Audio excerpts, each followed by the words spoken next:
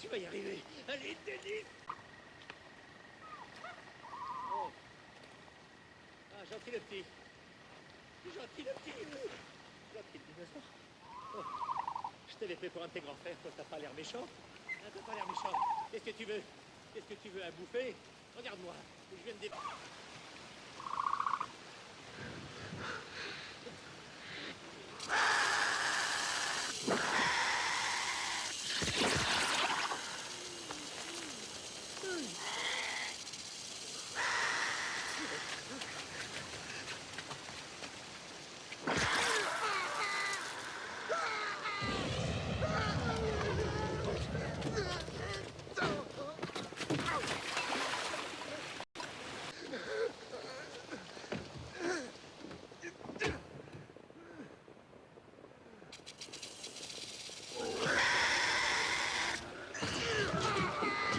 Bonjour mes abonnés, et comment allez-vous? Parce que pendant cette période de confinement, il est très important de prendre des nouvelles de ses proches.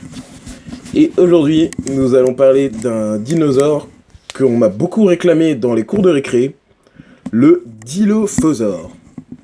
Ou Dilophosaure. Bon allez, envoyez le générique.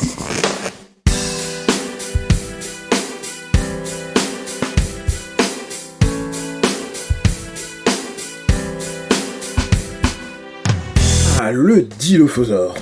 Je ne me suis pas penché sur la bête parce que ça paraissait trop évident étant donné que... en fait je voulais le faire, sauf que cette vidéo là de Max Bird et cette vidéo là de Cédric Jurassic sont sorties avant la mienne, alors...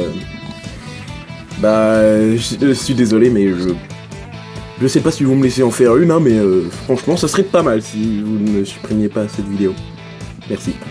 Donc, le Dilophosaure, malheureusement, pas comme dans l'extrait que je vous ai montré juste au début de la vidéo, il n'avait pas cette magnifique collerette d'écailles. Et puis en fait, c'est clairement inventé, c'est clairement pris du claminosaure moderne. Sans compter que le venin craché, c'est une technique de bâtard de notre Cobra Royal. Ah non, j'avais pas trouvé autre chose, hein, technique de bâtard. Sauf que c'est pas des snipers, hein. Ils visent, ils tirent, hein. Comme aux toilettes.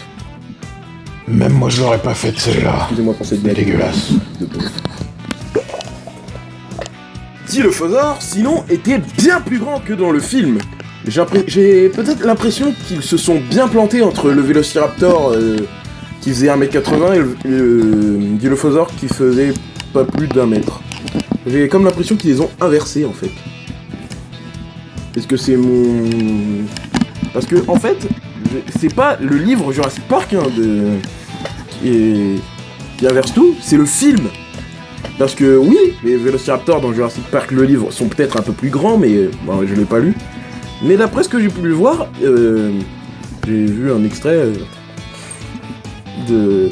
En fait, le Dilophosaure soulève carrément des ninévries. Ce qui fait se vider de ses entrailles. Ou sinon, le livre est légèrement plus hardcore que le film, à vous de voir. Le Dilophosaure, soi-disant... non, pas soi-disant, désolé, c'est clairement vrai. C'est un des premiers carnivores qui existait. Et le premier dinosaure à avoir existé, le premier dinosaure recensé, c'est un de la famille des raptors. Ouais, la ferme. Sauf qu'il était tout petit. On l'appelle le Léoraptor. Non, pas le Léoraptor, Léoraptor. Éoraptor, si vous préférez. Et Dinotrain en parle très bien. Pourquoi je fais toujours une référence à Dinotrain quand je parle de Raptor? Excusez-moi, je m'égare. Donc, je disais que le Dilophosaure était un grand dinosaure. C'était le premier même grand carnivore. Parce qu'il était bien plus grand que dans le film. D'ailleurs, je l'ai dit déjà tout à l'heure, mais c'est le film qui inverse tout, et le livre qui a raison. Le Raptor. Quoi? Tu l'as déjà dit.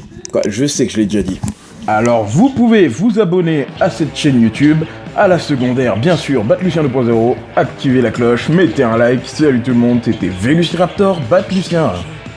Je me bastonne, la bouche couverte d'un chatterton. Pour ne pas hurler la nuit, je ravale tout mon mépris. Je guette ma demi-tonne, que sonne le son bassophone. Pas besoin de son